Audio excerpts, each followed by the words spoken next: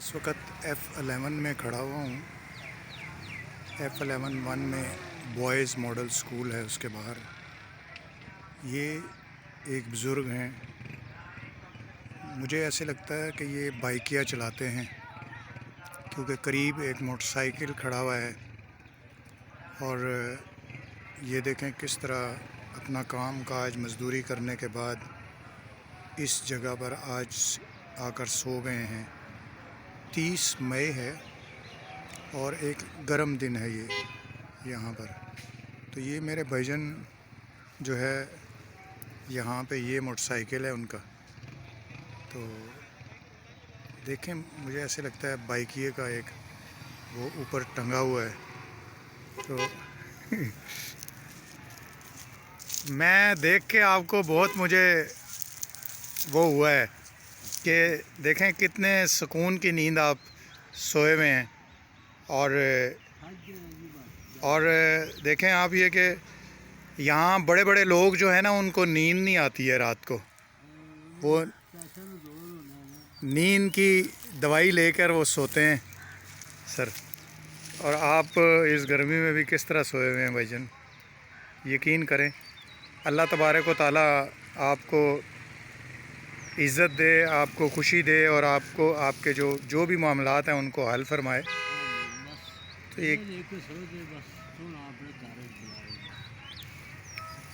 بھائی اللہ پاک اپنے گھر چ بلاوے سر.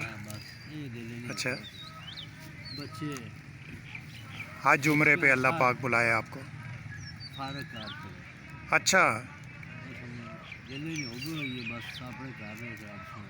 بڑی گل ہے جی.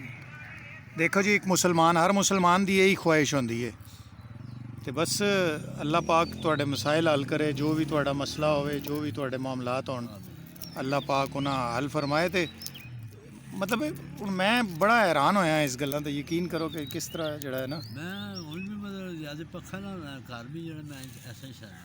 اچھا اسی طرح ہی سہنے ہو تے نیندر آوے نہیں ہے آرام نال ہیں جی. بہت سونی.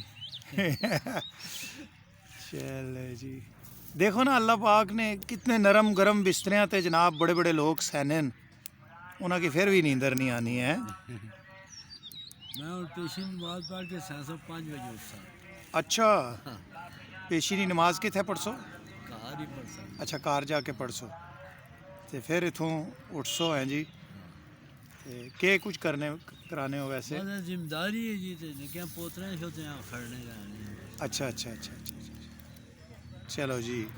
بہرحال ماں تک کہ بہوں وہ ہے کہ بھئی جڑا ہے نا اساں نا بھرا تکو کس طرح سکون نہیں نیند جڑا ہے نا ستا ہوا ہے. اور دیکھو جی انسان میں بیٹھے ہیں یہاں سو کھانا ہی کی سپیکر والے تھے. ہاں اور ابھی مزاح نہ ہاں موڑی ویڈیو بنا کے نیٹ سے چار چڑی ہو گیا آیا بنی تے چاچا تو ستے ہیں. میں کہ رامیو بندے جی بندے کوئی میں ستے ہیں بکواس سے کر رہی ہوں کرسی بیٹھے ہیں جڑ سہ گئے. نہیں تکو جی تے اساں تے تکیا کہ اساں نا بھرا سکون نہیں نیند ستا ہوا ہے ہیں جی. تے دیکھو نا جی یہ بھائی جان کس طرح سکون نال ستے ہوئے نے ہیں جی. تے اس طرح نیند اتنی آسانی نال آندی نہیں بندے نوں نا اس طرح. تے اللہ پاک تانوں طبیعت وچ سکون دوے, تواڈے رزق وچ اضافہ کرے اور اللہ پاک تواڈی مدد فرمائے جس طرح بھی ہے جو بھی صورتحال ہوئے.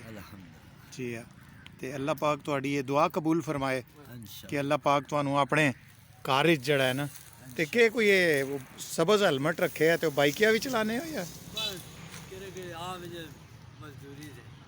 کر کے نہیں نے. چلو جی بڑی مہربانی جی. اساں تساں کی ستیاں چھیڑیا ہے چنگی پلی ٹھنڈی چھائیں ستے سو تساں ہیں جی. میں کافی دیر اتنے بیٹھا رہا. میں ہلے ٹائم نہیں ہویا نے. اچھا بچیاں کی لین آئے سو سکولوں. پوترے لینا. چلو جی اللہ پاک تواڈے پوترے نوں بڑا آدمی بنائے جی, تواڈی محنتاں کامیاب کرے. بہت شکریہ جی. السلام علیکم.